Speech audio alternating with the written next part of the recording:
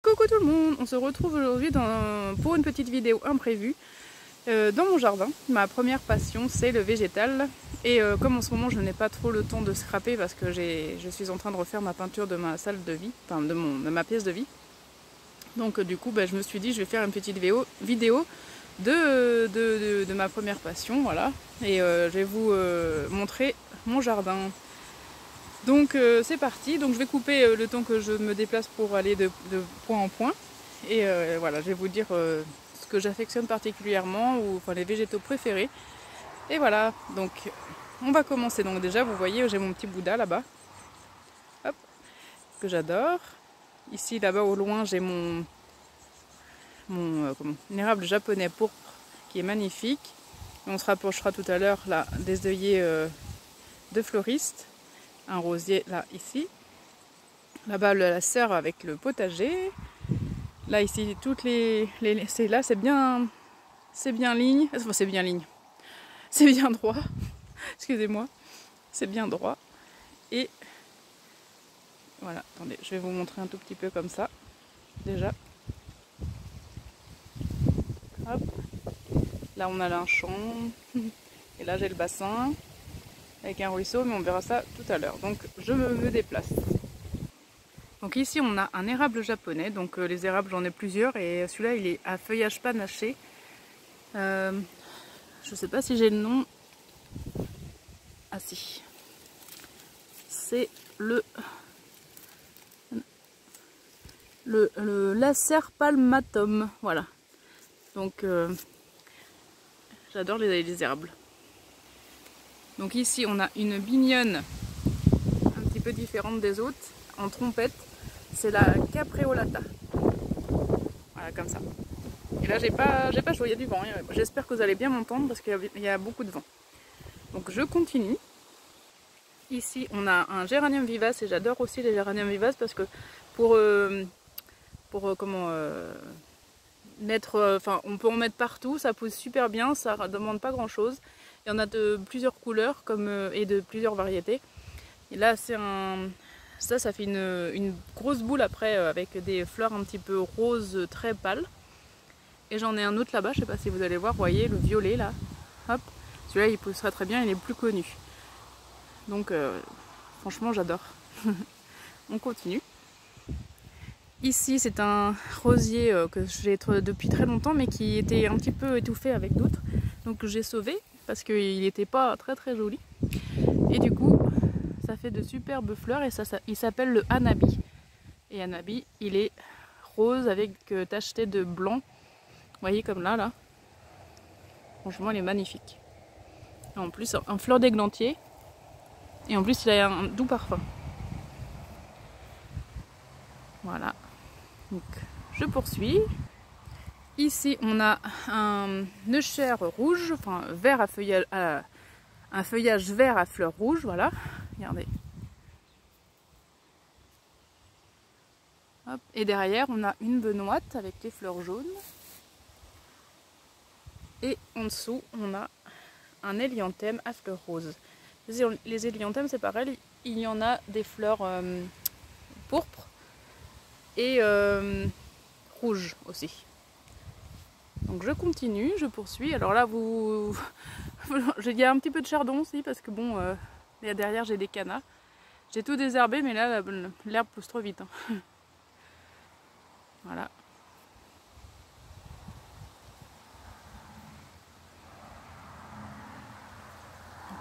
Je continue. Ici un magnifique rosier aussi, le dernier, enfin de l'année dernière, un achat. Donc c'est corail sentimental. Et c'est pareil, il est panaché, un petit peu comme le hanabi, mais en tout un peu plus clair, en rose et blanc.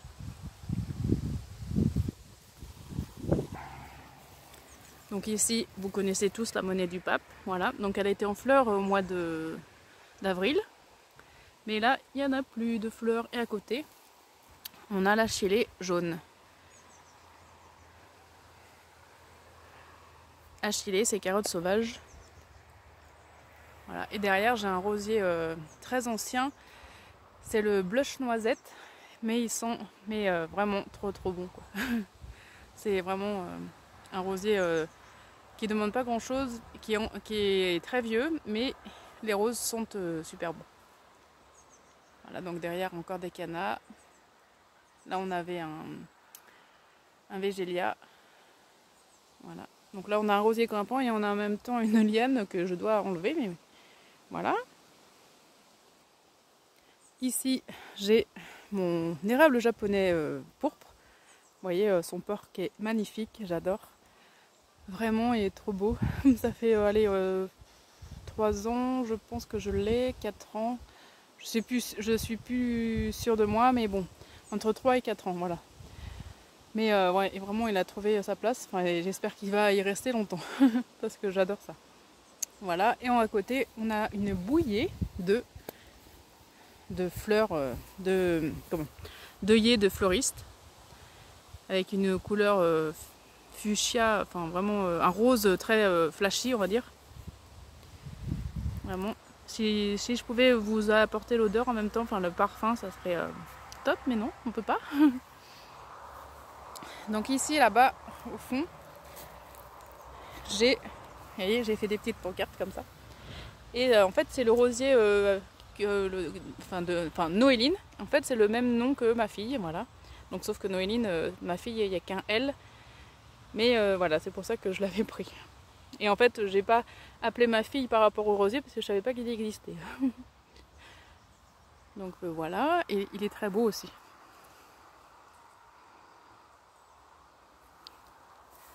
Là, on a un autre œillet différent. Ici, vous voyez, c'est le même géranium vivace de tout à l'heure, mais là, il est beaucoup plus gros. Vous voyez comment ça donne? Il est énorme. Et vraiment, celui-là, il a bien poussé. Ici, on a un autre rosier. Par contre, je me rappelle plus du nom. Ah si, il est là. Le nom est Domaine de Courson. J'ai tout marqué normalement. Si ça s'est pas effacé, c'est bon.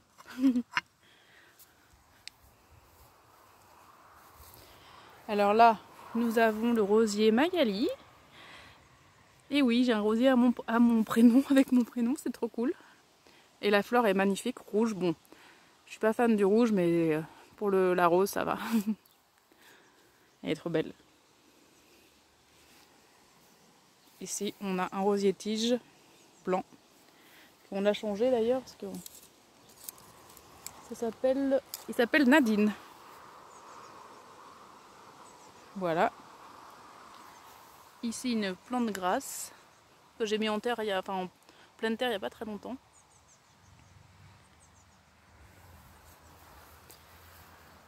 Ça, c'est un rosier de la gamme Déco-Rosier. Alors, il y en a plusieurs. Il y a le Célina, le Vesuvia, l'Emera, l'Opalia, le Isalia, le Mareva, le Soneva, et je crois que j'en ai oublié un, mais on les a tous. Donc celui-là, il est orangé. Celui-là, c'est le Calidia. Voilà, vous voyez, j'en avais oublié un, c'était celui-là. Calidia. Et là, j'ai un saule crevette, vous voyez. Trop beau aussi. Donc là, l'année dernière, on l'a tout taillé. À bois, enfin, il n'y avait plus rien. Et puis voilà, du coup, il est trop beau. Moi, j'aime pas trop tailler, mais mon mari, comme il est jardinier paysagiste, en même temps, ça aide. Hein. Donc il me dit, ah ben là, faut le tailler. Bon, bah d'accord. Allez. Donc là, c'est vrai que ça l'aère et ça empêche les maladies. Et puis voilà, il est beaucoup plus beau. Donc ici, on a, vous voyez, un hélianthème, comme je vous ai dit. Il y a du orange aussi. C'est pareil, celui-là, il est très beau aussi. Enfin, il est très gros. Là, on a du jaune. Et on a ce rosier aussi. Voilà, qui est très beau et qui s'appelle le Polka. Voilà.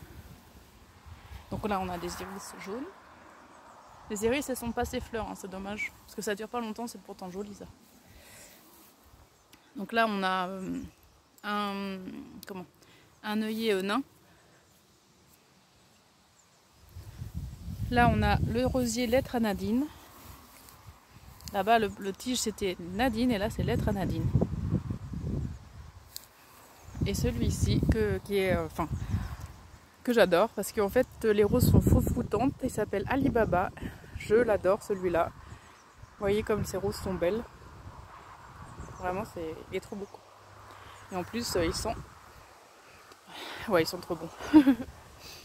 Vraiment, regardez ça. Ces fleurs, ces boutons là, c'est magnifique. J'adore. Regardez, Alibaba.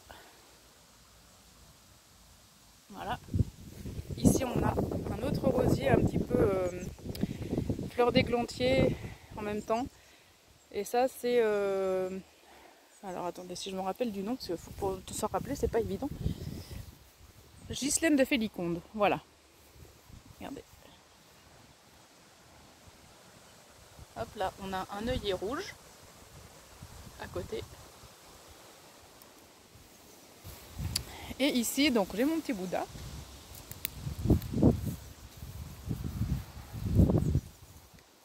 Voilà.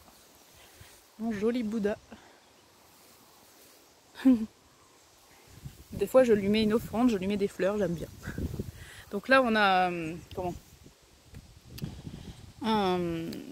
Non, je vous ai dit n'importe quoi tout à l'heure. Là-bas, c'est pas un œillet. Ici, là, le rose que vous voyez à côté, c'était un phlox nain.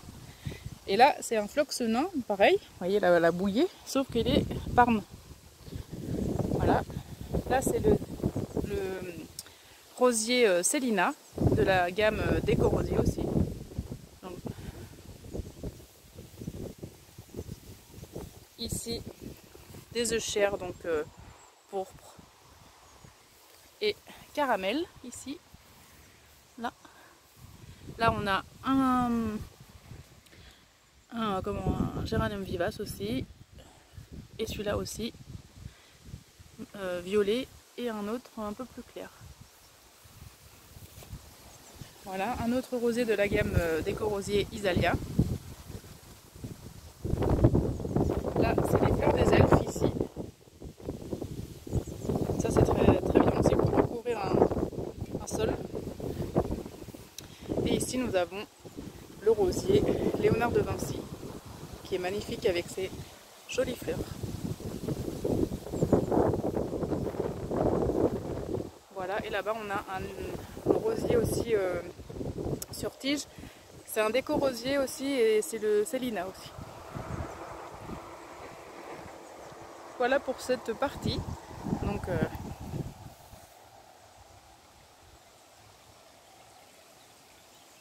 c'est grand, hein. Enfin, on a très grand. Donc je vous retrouve dans un instant pour changer de place. Ici, alors le bassin que mon mari a créé, donc avec la petite cascade là-bas, les nénuphars. Donc je sais pas si quand je me suis approchée, les petits poissons sont partis, mais sinon il y a des poissons rouges. Là-bas, un olivier.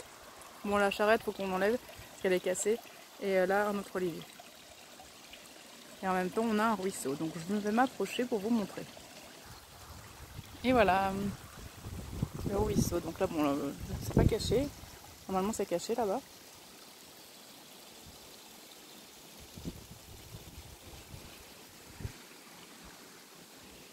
Les géraniums vivaces, ça c'est des boutures que j'ai fait l'année dernière.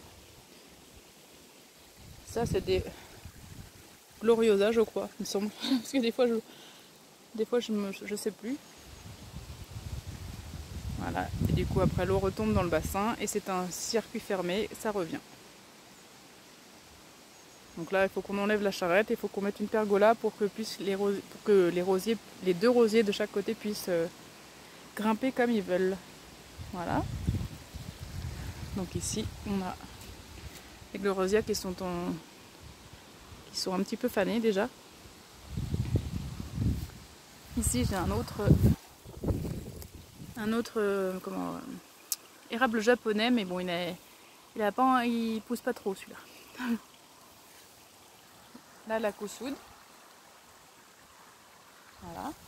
Et ici on a aussi la gamme de déco-rosier comme je vous ai dit tout à l'heure, avec les verveines de Buenos Aires qui commencent à fleurir. Donc là on a en rosier on a le Vésuvia ici. Là, on a le... je sais plus. Le Selina ou le Soneva. C'est que il y a deux jaunes et c'est un peu les mêmes noms. Là, c'est le Mareva. Ici, on a le Cadora. Là, on a l'Opalia qui est blanc et qui est trop beau. Et là, on a le... l'Éméra. Voilà. Je vais me déplacer. Un autre érable japonais, celui-là avec un feuillage tout fin, tout joli. Donc bien sûr, hein, les érables, ça ne pousse pas très vite, hein. Enfin, ça dépend de certaines variétés. Donc voilà. Mais il est petit, il est mignon. Là, des géraniums vivaces encore. Et là, un joli lys. Alors la couleur ne donne pas trop en vidéo. Mais c'est un orange vif, hein, je vous le dis. Hein. Il est magnifique, vraiment trop beau.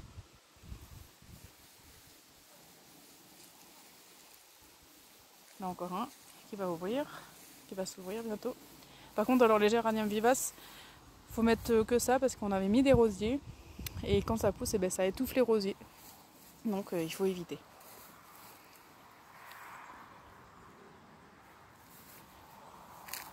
Vous voyez comme il est trop beau celui-là. Trop beau. Là, on a l'opalière encore. Là-bas, on a l'olivier, une rosée derrière jaune. Et ici aussi. Là-bas, on a des œillets de poète. Donc là, il y a un petit peu d'herbe. Là, il y a une herbe aussi qui rampe. Enfin, voilà. Je sais plus comment ça s'appelle par contre. Voilà. Ici, on a un rosier qui est magnifique, le Jubilé de Monaco.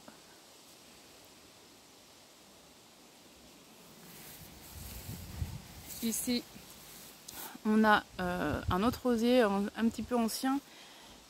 Et je sais plus le nom. Si, Parc de la Belle, voilà. Parc de la Belle. Voilà. Là, on a l'Astromonia. Il est trop beau, c'est comme une fleur d'églantier. Là, on en a un. Parme. Ils sont trop bons aussi. Son nom, c'est... Alors, Pacific Dream. Vous voyez. Ça, c'est les rosiers qu'on a vus tout à l'heure. Et là, celui-là. Celui-ci, il s'appelle Léo Ferré. Voilà, je poursuis. Donc ici, on a le rosier préféré de mon mari, le Shogun, donc rosier liane qui va dans l'arbre. Vous voyez jusqu'en haut. Enfin, je sais pas si vous allez voir. Ouais, voilà. Il adore. Le rosier adore monter dans l'arbre. Et franchement, ça sent pas grand chose, mais il est très beau. Et encore, la pluie a enlevé les fleurs. Chaque fois qu'il est en fleurs, la pluie lui tombe dessus. Donc là, ici, nous avons, donc là, c'est fané, hein, parce que ça fait un petit moment. C'est en début de printemps. C'est la clématite Armandie. Donc on dirait de la vanille, mais c'est, voilà. Une petite clématite ici.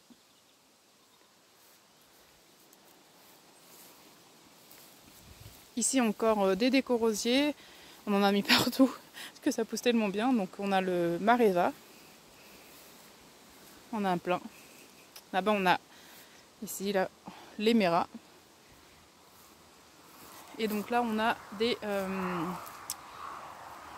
comment ça s'appelle déjà attendez, je sais plus le nom.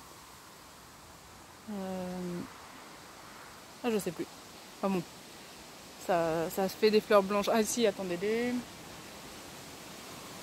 des phlox, mais des phlox hauts. Voilà.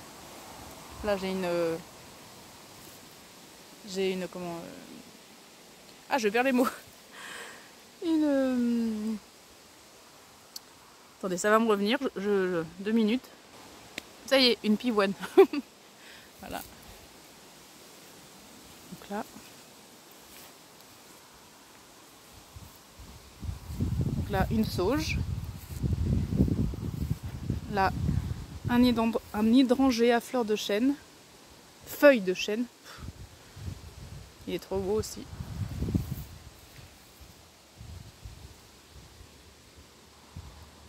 Voilà. Là, j'ai mon saule, qui a le même âge que moi. Donc là, les drôles, enfin les drôles.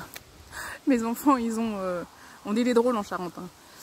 Et les enfants, ils ont mis leur carton là. Voilà. Donc là, on a des fougères. Voilà. Ici, le chair caramel, le chair pourpre. Ici, on a le chair vert très clair. Là-bas, on a encore des fleurs des elfes. Là, une autre fougère. Et là, encore un hydrangea feuille de chêne.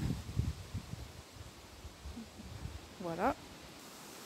Ici, un hosta que les cagouilles aiment bien. Et là, un centaure. Avec aussi un géranium vivace. Ici, on a le jasmin qui commence à fleurir. Donc ça va sentir très très bon. Comme on est au nord, en fait, ça va moins vite un peu que, bien sûr, ceux qui sont face au sud. Nous, on est au nord. Donc l'été, on est bien, l'hiver, on est moins bien. Là, ici, j'ai mis des clématites il n'y a pas très longtemps. Il y avait une montana, mais elle est disparue. Donc on a mis celle-ci et une blanche. Voilà. Et on a une clématite. Encore. Une comme ça. Elle est trop belle. Donc voilà. Donc là, encore des pivoines qui sont passées fleurs.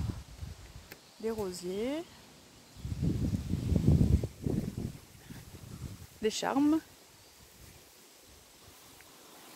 Et notre hôtel à insectes. Voilà.